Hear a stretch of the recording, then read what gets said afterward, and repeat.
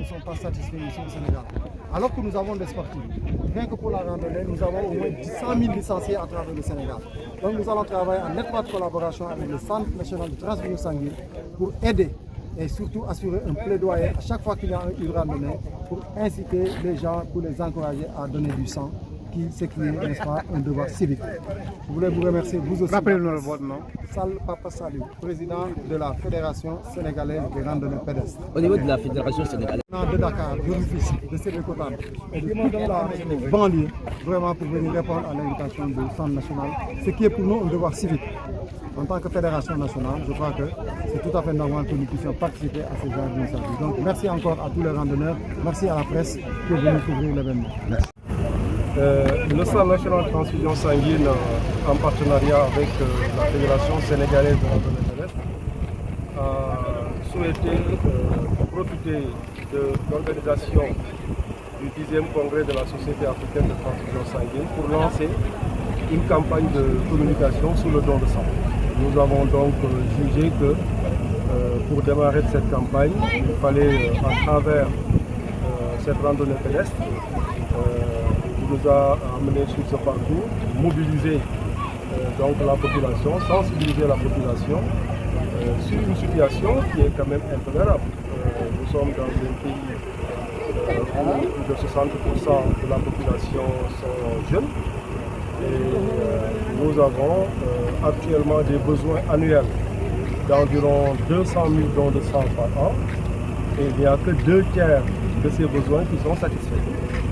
Donc c'est une situation qui est intolérable et nous avons souhaité à travers cette randonnée pédestre et à travers la campagne de communication qui va ensuite mobiliser toute la communauté. Le don de sang, ce n'est pas uniquement une affaire des personnels de santé, c'est plutôt une affaire de la communauté. Donc il faut que tous ceux qui ont été informés de cet état puissent se rendre dans les différentes structures de transfusion sanguine. Je vous rappelle qu'on peut donner du sang au niveau du Centre national de transfusion sanguine tous les jours, de 8h à 17h. On peut également dans toutes les banques de sang des hôpitaux régionaux, mais également dans certains hôpitaux comme l'hôpital principal, on peut effectuer un don de sang. Donc on ne peut plus se cacher derrière le fait que je ne suis pas au courant. Je pense que tout le monde est maintenant au courant. Il faut que tout simplement tout le monde puisse prendre l'initiative de prendre à peu près environ 1 heure de temps, une fois tous les 3 mois chez les hommes, une fois tous les 4 mois chez les femmes, donc pour aller effectuer ce don de sang qui permet de traiter tous les patients qui sont dans les hôpitaux. Écoutez, nous espérons que le plaidoyer soit bien entendu. Nous comptons en tout cas sur tous ceux qui sont venus aujourd'hui pour relayer l'information. C'est une question donc de relais de l'information. Et une fois l'information captée, nous espérons surtout que les sujets informés prendront la décision de passer à l'acte. Passer à l'acte, cela veut dire effectivement aller effectuer un don de sang. À partir du jour, le Sénégal va adopter le congrès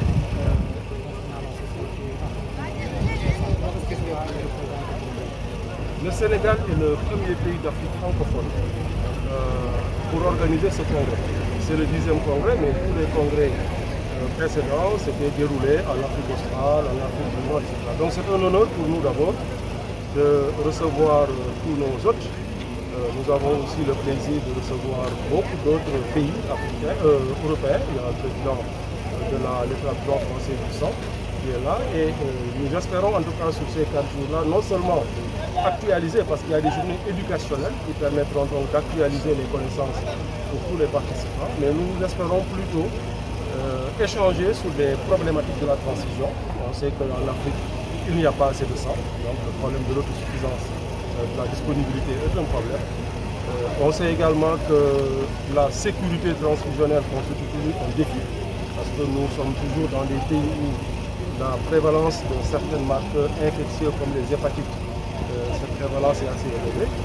On sait aussi que la qualité souvent n'est pas au rendez-vous parce qu'il y a des disparités entre souvent les capitales et les régions. Donc c'est des problématiques que nous avons en commun et à travers cette réunion, nous essayons d'échanger des expériences de capitaliser des leçons apprises pour améliorer justement nos situations et faire de telle sorte que la transfusion sanguine puisse répondre à nos priorités de santé. Écoutez, au début de la pandémie, nous avons beaucoup souffert effectivement parce que, comme vous le savez, il y avait moins d'autorisation de réunions, etc. Mais nous avons su aussi quand même profiter de l'implication des leaders de politique, mais également des associations pour mobiliser les gens, pour permettre à ce que ces collectes puissent se faire. Aujourd'hui, nous sommes complètement sortis de cette baisse. Et nous avons observé par exemple pendant le premier semestre de 2022 une augmentation de 27% par rapport au premier semestre de 2021 par rapport au nombre de dons de sang. Donc je pense que la population a bien compris que malgré la pandémie, les besoins en sang sont toujours là et les populations doivent continuer de s'engager pour le don de sang. Donc on peut s'assurer quand même par rapport